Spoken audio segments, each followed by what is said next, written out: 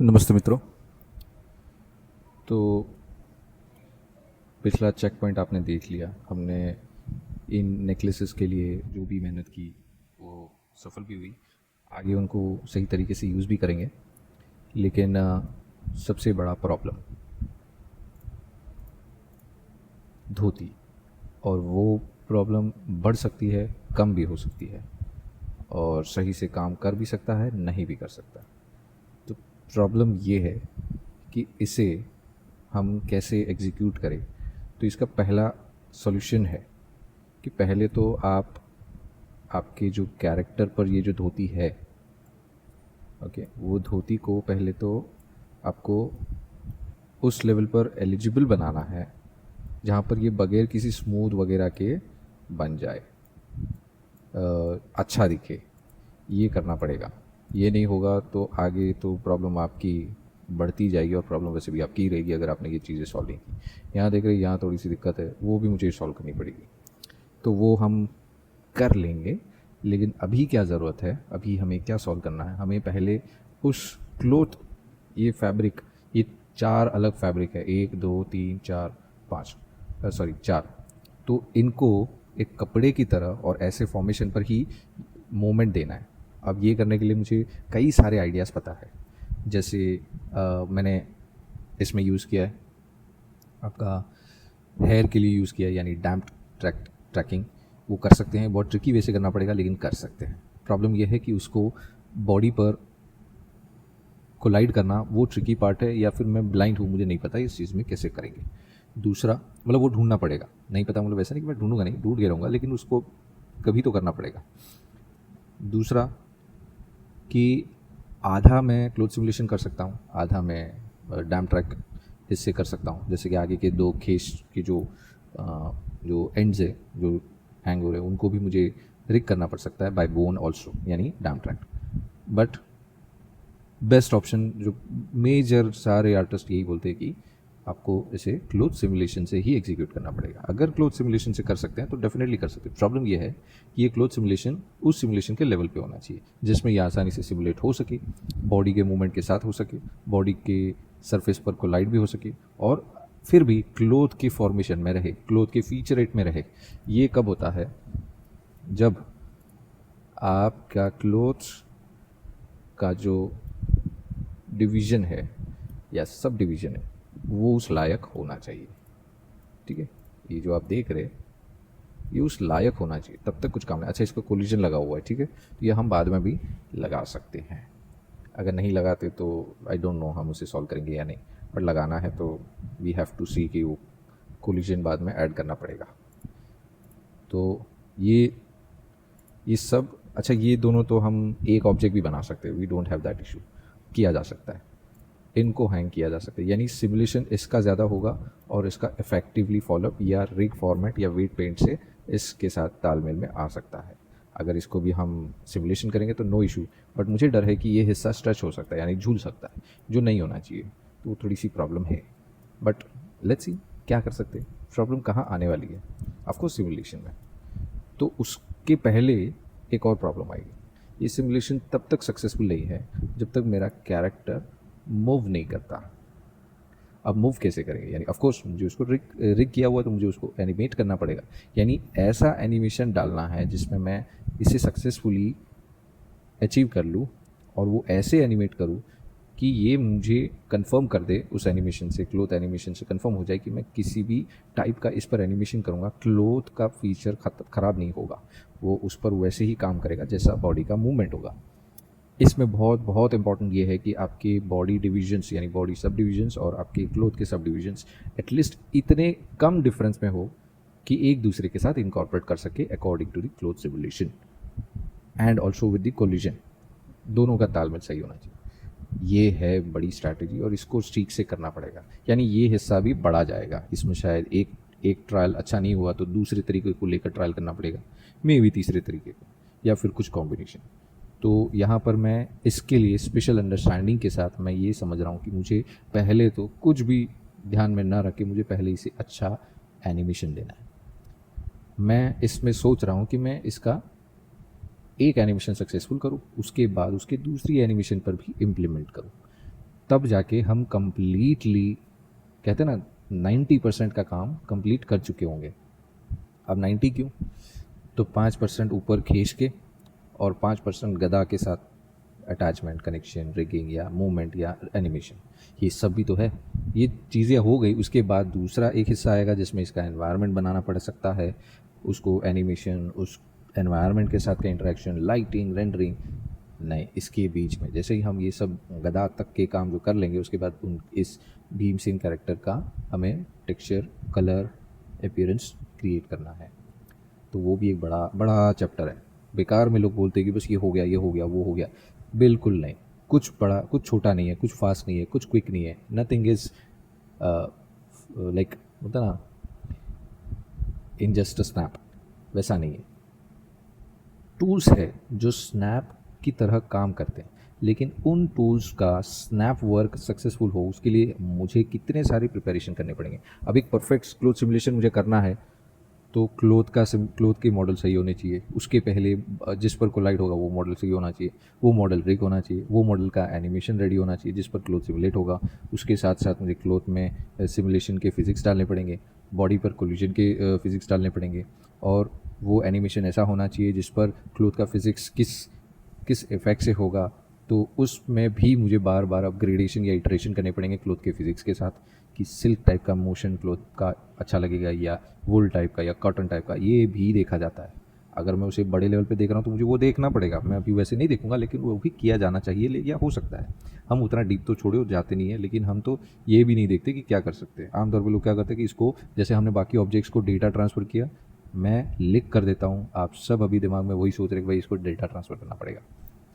थोड़ा और कोई एक्सपीरियंस या कोई और मेरी तरफ, कहते ना, सर फिरा होगा तो वो सोचेगा कि हाँ, धोती को तो डेटा ट्रांसफ़र करके रिग हो जाएगा, लेकिन जो आगे के जो दो कपड़ा जो लटक रहा है उसको हमें डैम ट्राया गया तो कोई बोन या रिग करना पड़ेगा, या तो सिर्फ अकेले उसको क्लोथ सिमुलेशन करेंगे। ये सोच है, ठीक है, यहाँ तक तो ठीक है, लेकिन मैं वो नहीं चाहता। या तो पूरी तरह क्लोथ सिमुलेशन करके देखते, या तो हम बोन की मदद से उसका कोई ऐसा रिग बनाते जो क्लोथ को ही इनकॉर्पोरेट करे, क्लोथ को ही एलिवेट करे अपने एनिमेशन से, with the help of that bone rigging. इसको क्लोथ रिगिंग भी कई लोग कहते हैं।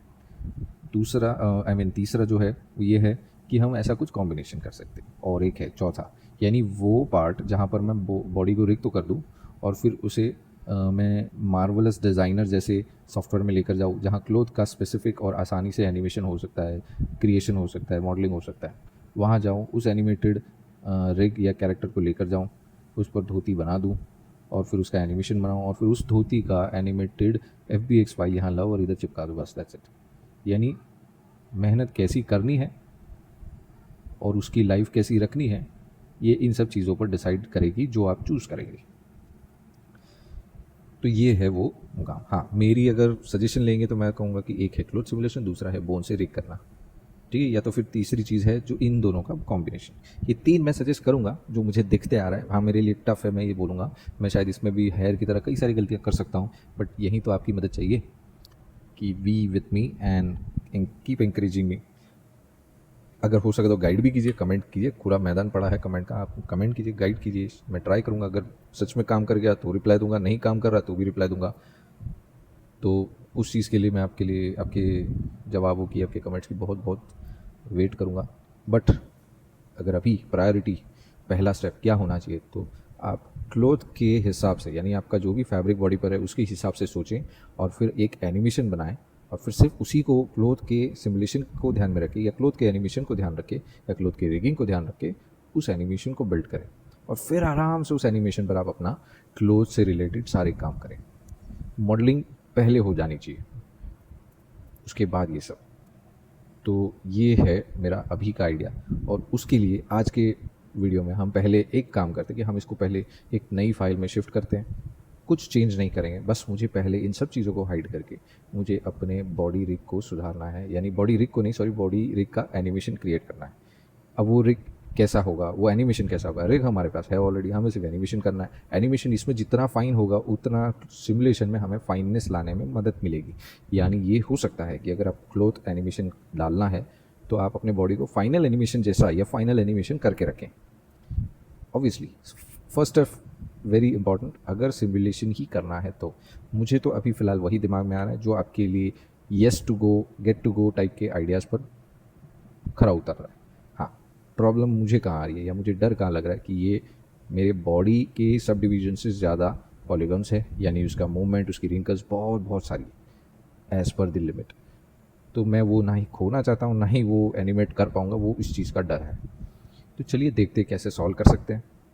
और ऐसे ये भी एक तरीके का सीरीज़ वीडियो फॉलो हो जाएगा इसमें। तो आई प्रॉमिस आपकी मदद की बहुत ज़रूरत पड़ेगी and I am waiting for it. यानी आप कमेंट करें, गाइड करें, कोई ऐसी लिंक, हेल्प जो भी चाहिए। आप समझ रहे हो कि इसको नहीं आता तो क्यों पूछ रहा है और कर क्यों रहा है। मैं जानता हूँ, लेकिन मैं श्योर नहीं हूँ, क्योंकि जिस तरीके का मैं आर्टिस्ट हूँ उसमें बहुत सारी चीज़ें जानता हूँ। तो जब एक स्पेसिफिक पॉइंट पर किसी काम को करने जाता हूँ तो मुझे उसकी एक ज़्यादा लंबी या ढंग की रिवीजन या तो रिवाइज यानी एक रिवीजन या तो फिर एक प्रैक्टिस बड़ी सी करनी पड़ती है।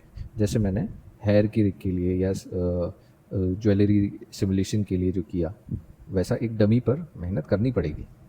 इसमें नहीं कर सकता, डमी का स्ट्रक्चर ही अलग है। अगर मैं वो करूँगा और इसमें वो काम नहीं किया तो मेरे तो दोनों टाइम ख़राब हो जाएंगे और आपके लिए आउटपुट नहीं निकाल पाऊँगा, वो नुकसान अलग। तो उसके चलते हम पहले एनिमेशन को ध्यान में रखते हैं। तो let's save this by control shift S and put it two plus.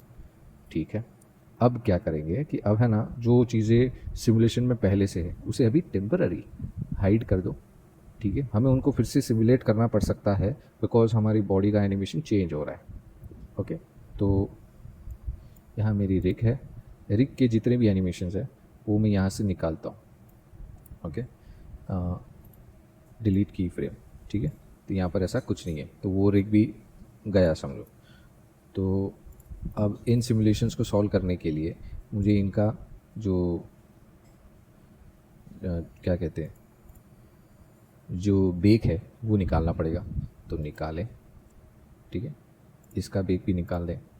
मैं तो कहता हूँ इसका जो बेक है वो भी निकाल दें और इसका भी। ठीक है, I am sorry, we have to do it. अब इन चीज़ों को हाइड ही कर दो, मतलब डुबा ही दो, छुपा दो, जो करना है। ठीक है, यस, क्लियर। अच्छा, ये भी करना पड़ेगा। अब ये एलिमेंट है कहाँ पर?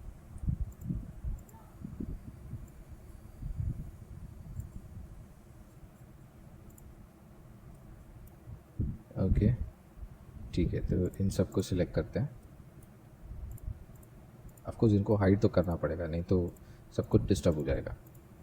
ओके, ये हो गया। मैं यहाँ पर ज़ीरो प्रेस डॉट प्रेस करता हूँ तो मुझे पता चलेगा ये चीज़ें है कहाँ पर। ठीक है, तो अभी इन सबको हाइड करना है। भाई सबको हाइड करो। ठीक है, यहाँ पर जाऊँगा तो ये भी मिलेगा, तो इन सबको अनलॉक करो, सबको, कुछ मत छोड़ो, सब हाइड करो, सब कुछ। मुझे एनिमेशन पे जब भी काम होगा और फिर जब मैं ये न्यूट्रल पोज में आके इन सब चीज़ों को ऑन करूँगा और फिर उसे रेंडर करूँगा, बेक करूँगा, तो ये सब अपने आप अपना काम करेंगे। सेटिंग्स है, बस बेक करना है और देखना है और कुछ नहीं। बाकी चीज़ें रहने देते हैं। ठीक है, तो ये भी रहने देते हैं, बट अगर नहीं किया तो ऑफकोर्स वो थोड़ा प्रॉब्लम कर सकता है। So that's why let it be here.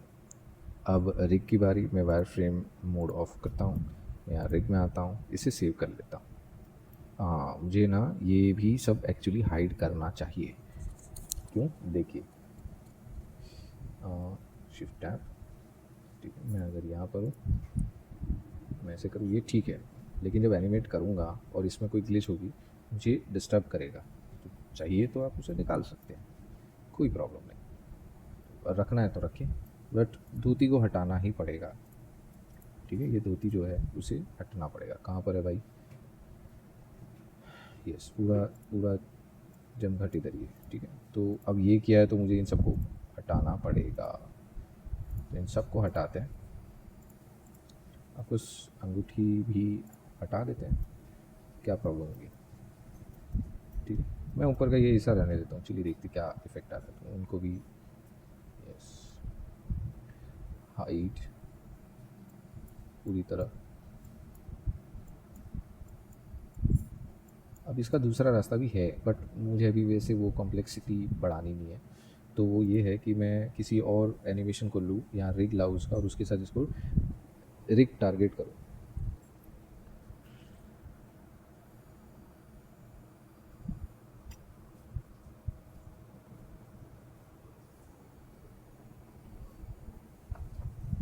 वो रिग इसके साथ, यानी ये रिग उस एनिमेटेड रिग के साथ कनेक्ट हो जाएगा, रीटारगेट होगा हर हिस्सा, और फिर बाद में वो उसको एनिमेट करता देखूँगा तो ये भी एनिमेट होगा। वो भी क्यों करना, जब इसको रिग किया हुआ है तो इसको मैन्युअली रिग करते हैं। एटलीस्ट रिगिंग की भी थोड़ी समझ बढ़ेगी, बढ़ तो गई है लेकिन और थोड़ी करनी चाहिए। और एनिमेशन एक ऐसा लंबा प्रोसेस है, या फिर ऐसा लंबा जोन है जिसको बार बार प्रैक्टिस करो, नया कुछ सीखने मिलता है, और नया कुछ करना ही पड़ता है, और नया ही कुछ सीखना पड़ता है। ऐसा भी नहीं कि सिर्फ मिलते जाता है, हमें ढूंढ के परख के ट्राई करके सीख के फिर कुछ ट्राई करना पड़ता है, और फिर पता चलता है अरे इससे भी अच्छा कुछ और निकला। तो बहुत टफ भी है, इन्जॉयबल है। एक बार आ गया तो ऐसा लगता है कि और थोड़ा टफ होना चाहिए, कुछ और क्रिटिकल करते हैं, ऐसी चीज़ है एनिमेशन। रिगिंग सही होगा तो आप ये खेल बहुत बार खेल सकते हैं, और रिगिंग आपका फास्ट हो जाना चाहिए अगर आपको एनिमेशन अच्छा करना है तो, और बहुत सारे एनिमेशन बनाने हैं तो। जिसको एनिमेशन का फील्ड पकड़ना है, यानी जिसको सिर्फ एनिमेशन में एक्सपर्टीज चाहिए, उसको कंपलसरी रिगिंग आना चाहिए, उसके प्रॉब्लम्स, उसके सॉल्यूशंस रेक्टिफाई करना आना चाहिए।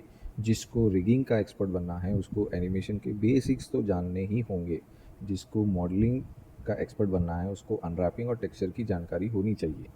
उसको प्री प्रोडक्शन में जो कंसेप्ट जो होता है कैरेक्टर का या जो भी आर्ट का, वो भी उसको जानना पड़ेगा मॉडलिंग आर्टिस्ट को। वैसे ही टेक्सचरिंग आर्टिस्ट को मॉडलिंग की बेसिक्स होनी चाहिए, अनरैपिंग की होनी चाहिए, और रिगिंग की भी होनी चाहिए। बट रिगिंग से ज़्यादा इंपॉर्टेंट टेक्सचरिंग आर्टिस्ट का सबसे इंपॉर्टेंट पार्ट होता है कि उसको लाइटिंग आनी चाहिए और रेंडरिंग जानना चाहिए। जैसे ही लाइटिंग आर्टिस्ट बनना चाहते हो तो फिर आपको टेक्सचरिंग आना चाहिए, अनरैपिंग आना चाहिए, और साथ में रेंडरिंग जानना चाहिए। अगर वो रेंडरिंग आर्टिस्ट है तो उसको मॉडल से लेके रेंडर तक सब जानना पड़ेगा। ये बहुत गलत इंट्यूशन या इंटेंशंस या फिर इंसेप्शन बिठाया है वर्ल्ड में, या किसी न किसी आर्टिस्ट ने दूसरे आर्टिस्टों के लिए कि ये रेंडरिंग आर्टिस्ट बन जाओ बस हो गया, लुक डेव बन जाओ बस हो गया, यानी लुक डेवलपमेंट आर्टिस्ट बन जाओ जिसमें सिर्फ लाइटिंग करनी होती है और रेंडरिंग आना होता है, बस हो गया। नहीं, अगर वो जो सामान पर काम कर रहा है, वो जो प्रोजेक्ट उसका एलिमेंट पर काम कर रहा है, अगर उसको उसकी हिस्ट्री नहीं पता, या उसकी हिस्ट्री वो एज्यूम भी नहीं कर सकता कि क्या होगी और ये आउटपुट मिल रहा है, तो वो उस पोस्ट के भी लायक नहीं है। आई एम सॉरी टू से, बट वो उस पोस्ट के भी लायक नहीं है ना। अगर आप खुद अपने किसी अनजान आदमी के सामने, या फिर आप किसी अपने बैंक में जा रहे हैं और उसने बैंकर ने आपको पूछा कि आपका घर का एड्रेस बताएं, आप ज़ुबानी बताएं, because of the protocol we have to make sure whatever we have the data, आपको क्रॉस चेक करने के लिए। तो जब आप एड्रेस बता रहे हो और एड्रेस आपने सही नहीं बताया, या आपने बोल दिया मुझे नहीं पता, याद नहीं है, तो वो आपको कोई एक्सेस नहीं देगा, और ये भी प्रूफ हो जाएगा भाई तेरा खुद का एड्रेस नहीं पता, है ना। तो it's an very shameful thing. तो ये चीज़ें नहीं एक्सेप्ट करनी आपको, अपने अपने करियर में या अपने इंटेलेक्चुअल में नहीं बिठाना उसे। आपको ये देखना है कि जो मैं जानता हूँ उसका हिस्ट्री, उसका फ्यूचर भी मुझे पता रहना चाहिए, मैं उसमें भी अपडेटेड रहना चाहिए।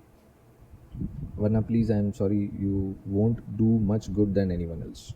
आप ठीक ठाक कर लेंगे, या तो फिर आपका लक होगा तो आप कहीं खड़े रह पाएंगे, नहीं तो नहीं। बट आप बोलेंगे किसी को कि ये मेरी मेहनत से मैं इधर तक आया हूँ, तो ये आप झूठ बोल रहे हो उससे, because you don't know what you were working. और उसके ऊपर आपको ये भी नहीं पता कि आप इस काम पे आपका हिस्ट्री क्या था, आपको उसका हिस्ट्री क्या पता था या नहीं पता था, उसका फ्यूचर आपने समझा या नहीं समझा, nothing. You are just doing a task which was been written, that's it. तो आप मतलब मेहनत कर ही नहीं रहे थे, there was no intellectual already present in your work, ऐसा लगेगा। तो I am not being rude, but भाई किसी भी फील्ड में ये चीज़ लागू होती है, ज़रा परखोगे खुद को तो सब समझ में आ जाएगा। और दूसरों से क्या, खुद से ही जजमेंट पास करो, खुद को ही जजमेंट पास करो, खुद को ही थर्ड पार्टी बनाकर अपने प्रोजेक्ट को जज करो। अपने आप सब आईने दिख जाएंगे कि मैं कहाँ गलत हूँ और मैं किसको उंगली कर रहा था और मैं खुद क्या हूँ। तो this is the big thing. वैसे जो फ़ायदा इस प्रोसेस में है वो बाद में बहुत देरी से मिलता है, तो इसीलिए मैंने आपको सिमुलेशंस और इन सब चीज़ के लिए मैं इसमें बीच में एनिमेशन इसलिए डाल रहा हूँ क्योंकि वो एक प्रोसेस का हिस्सा है। इसलिए नहीं कि मैं कुछ भी कर लूँ और उसके बाद एनिमेशन करूँगा, वो प्रोसेस है ही नहीं। ठीक है, इंग्रेडिएंट की तरह हम इसे नहीं ट्रीट कर रहे कि आप कुछ भी आगे पीछे डाल दो या सब कुछ लाइन से ही रखो तो ही ये सब बनेगा। यहाँ आगे पीछे नहीं, इसको नीड के हिसाब से सीक्वेंस में करना पड़ता है। अब मुझे रिग करना है, बट मुझे किस चीज़ के लिए रिग करना है, मुझे कैरेक्टर को एनिमेट करना है।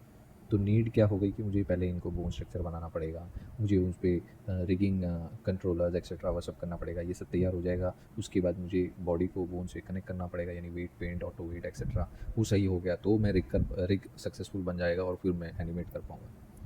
अब मुझे क्लोथ सिमुलेशन चाहिए तो मुझे सबसे पहली प्रायोरिटी दो चीज़ें, भाई रिग है या नहीं। रिग है तो एनिमेट करना पड़ेगा, उसके बाद सिमुलेशन समझ में आएगा। ये सब प्रोसेस का हिस्सा है, ये नहीं करोगे तो कहाँ जाओगे। तो चलिए इसका एक प्लान निकालते हैं।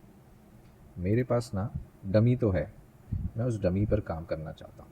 ठीक है, जहाँ पर हम कैरेक्टर को एनिमेट कर पाएंगे। ठीक है, तो ये चलिए देखते हैं। तो वो जो एनिमेशन है मुझे उसको स्टडी करना है, और वो एनिमेशन यहाँ पर है वॉक साइकिल में, ये रहा। अच्छा, अभी ये पुराना वॉक साइकिल है, मैं उसके भी पहले वाला वॉक साइकिल निकालता हूँ। तो ओपन करते हैं, ये वाला शायद से, यस, नहीं ये भी बहुत ज़्यादा हो गया, वही वाला ठीक था। Is it correct? हाँ ठीक है, चलिए यही ठीक है।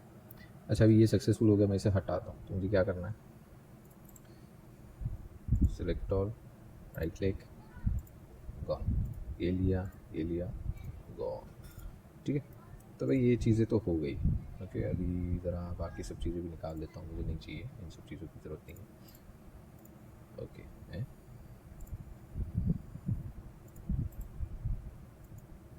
Right, this is the one.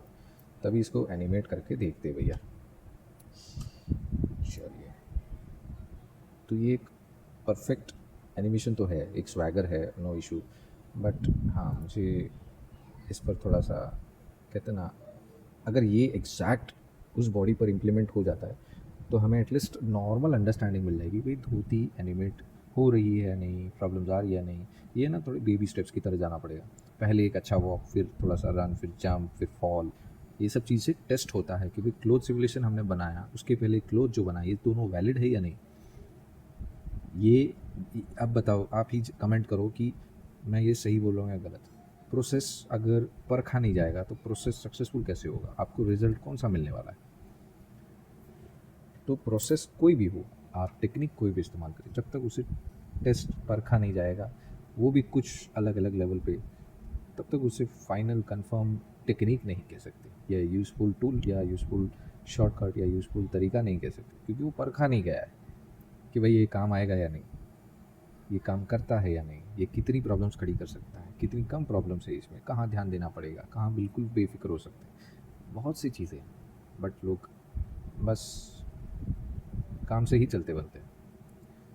तो अब क्या करना है, अभी ये टेक्निक, ये एनिमेशन पूरा मुझे वहाँ दिखाना है, वहाँ एनिमेट करना है, मैन्युअली करना पड़ेगा। आई एम सॉरी, हम ये रीटारगेट वगैरह नहीं करेंगे, क्योंकि अगर इतना यहाँ तक, इतनी दूर तक हम इतना सब कुछ मैन्युअल करते आए हैं, अब उसमें हम कोई घाई नहीं करने वाले, कोई हड़बड़ी नहीं करने वाले।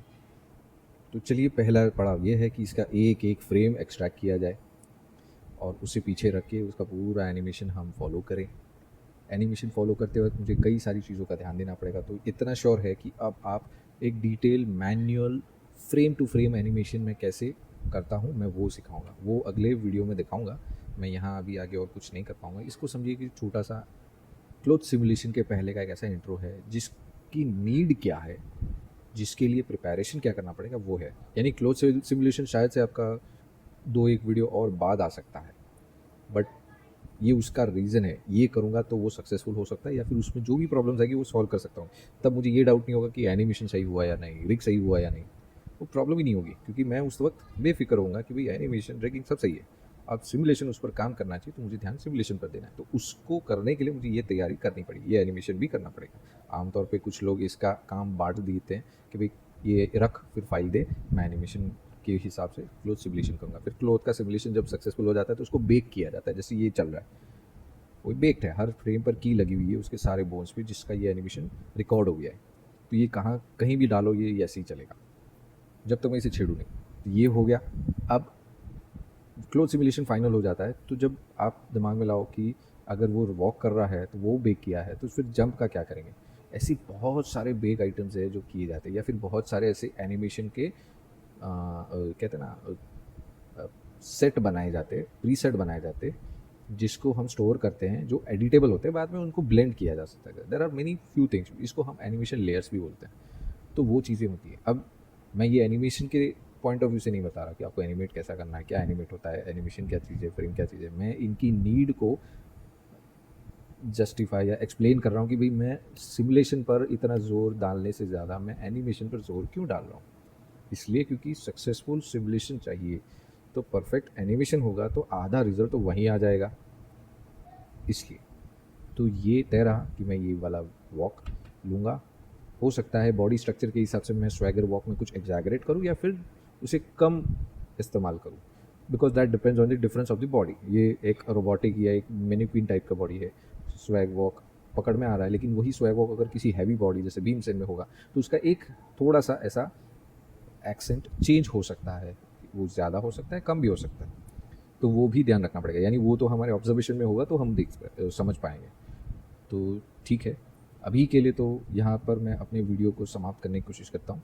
आप मुझे कमेंट करें जो मैंने सवाल किया है। आने वाले 31 मई तक आपको अगले 3 कैरेक्टर का नाम देना है जो महाभारत में है, जो आप चाहते हैं कि अगले 3 कैरेक्टर कौन से बनने चाहिए भीमसेन के बाद। यानी आप एग्जाम्पल के तौर पे लें कि भाई भीमसेन के बाद ना पहले युधिष्ठिर बनाओ, फिर भीष्म बनाओ और उसके बाद फिर अर्जुन बनाओ। तो आपने वो तीनों नाम लाइन से लिख दिए और मुझे कमेंट में दे दिए। ज़्यादा से ज़्यादा कमेंट अगर यूट्यूब पर आते हैं तो मैं और खुल के आपको और डिटेल्स बता पाऊँगा, शायद कुछ सीक्रेट्स भी बता दूँ कि आगे क्या क्या करने वाला हूँ। लेकिन उसके लिए ज़रूरी है कि जो रिवॉर्डिंग पॉइंट है, विनिंग पॉइंट है, वो ये है कि मैं उन विनर्स को मेरे आने वाले जो भी वीडियोस होंगे उस रिज़ल्ट के बाद, मैं उनके पोर्टल, उनके आर्ट को मैं मेरे वीडियो में डिस्प्ले करूँगा या प्रेजेंट करूँगा as an artist, as an by name, and also will be credited for winning that this what we call poll. तो एक विन विन सिचुएशन है। आमतौर पे लोग पोल करते हैं या पार्टिसिपेट करते हैं किसी कंपटीशन में, कुछ फिजिकल मिलता है, कुछ डिजिटल पे करना होता है। ऐसी चीज़ें मुझे नहीं करनी। अगर मैं उस लेवल पे आऊँ तो आपको मुझे उस लेवल पे लाने में मदद करनी पड़ेगी कि मैं बेधड़क आपको चीज़ें गिफ्ट कर सकूँ या आपके कंपटीशन के जीतने पर आपको कुछ बड़ा रिवॉर्ड दे सकूँ। बट उसके लिए मैं भी कुछ चाहूँगा कि आप मुझे उस रिवॉर्ड से कहते हैं ना डेकोरेट करें, जिससे मैं ये सब कर सकूँ। सो इट्स वेरी इंपॉर्टेंट आप इन चीज़ों को देखें। मेरे 1-2 दिन पहले ही मैंने उस पोस्ट को डाला है और अगली बार फिर से डालूँगा, और आप उसको पार्टिसिपेट करें और इंटरेक्ट करें। कई सारे सवाल है बिंदास आप मुझे पूछे मेरे रिलेटेड वीडियोस में, मैं चाहूँगा कि उसे और हम एक्सप्लोर करें, सॉल्व करें। साथ ही साथ बीच बीच में शायद कुछ नए अलग डिफरेंट टॉपिक पर वीडियोस आएंगे, मैं उसकी तैयारी कर रहा हूँ। दूसरा पॉइंट ये भी है कि हम सिर्फ भीमसेन को देख रहे हैं, शायद कुछ लेवल पर आकर आप बोर हो जाए, लेकिन मैं बोर नहीं हो सकता। मुझे इसे कंप्लीट करना है, क्योंकि मैंने जब अभी प्रॉमिस बोलो, चैलेंज बोलो या मेरी खुद की नीड बोलो, जो भी बोलो, अब ये शुरू किया है तो ख़त्म तो करना पड़ेगा। और ये बहुत अच्छा जा रहा है तो मैं इसे आधे पे छोड़ नहीं सकता। तो अगर आपको बोर लगे तो भी बताया, लेकिन मैं रुक नहीं सकता, इसलिए मैं जो कर रहा हूँ करते रहूँगा।